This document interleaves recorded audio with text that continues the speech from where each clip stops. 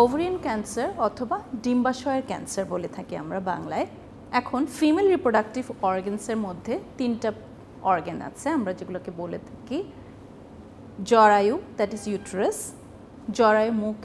জরায়ু মুখ অথবা সার্ভিক্স, এবং অ্যাডনেক্সা যেটা হচ্ছে ওভারি, ফ্যালোপিয়ান টিউব, সবগুলোকে মিলে আমরা বলছি অ্যাডনেক্সা।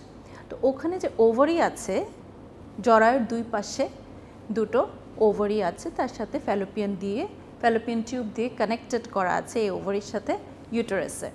তো এই ওভারিটাকে আমরা বাংলায় বলছি ডিম্বাশয়, এবং সেখানে যদি ক্যান্সার হয় সেটাকে আমরা বলছি ওভারিয়ান ক্যান্সার অথবা ডিম্বাশয়ের ক্যান্সার। ওভারিয়ান ক্যান্সারকে বলা হয় সাইলেন্ট কিলার, কারণ এর সাইন সিমটমস যখন আসে, একটা পেশেন্ট যখন কমপ্লেন নিয়ে আসে তখন অ্যাকচুয়ালি অনেক অ্যাডভান্স স্টেজে চলে আসে।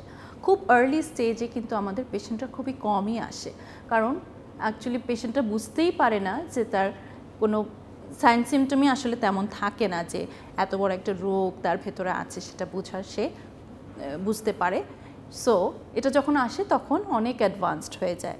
এটা আসে সাধারণত বলা হয় ভেগ সিমটমস নিয়ে। ভেগ সিমটমসগুলো কী কী, যেমন পেট ব্যথা, বদহজম হওয়া, পেট ফুলে যাওয়া, এগুলো এমন সব সিমটমস খুব কমনলি এটা গ্যাস্ট্রাইটিস অথবা পেপটিক আলসার এইসব ডিজিজের সাথে মানুষ এটাকে কনফিউজ করে ফেলে। সো এটা যখন আমাদের কাছে আসে তখন অ্যাকচুয়ালি অনেক পেট ফুলে গেছে, জন্ডিস নিয়ে আসতেছে, প্লুরাল ইফিউশন বা ফুসফুসে পানি নিয়ে আসছে, শ্বাসকষ্ট নিয়ে আসছে, তখনই আসলে আমাদের কাছে প্রেজেন্ট করে, তখন অনেক অ্যাডভান্স স্টেজ হয়ে যায়।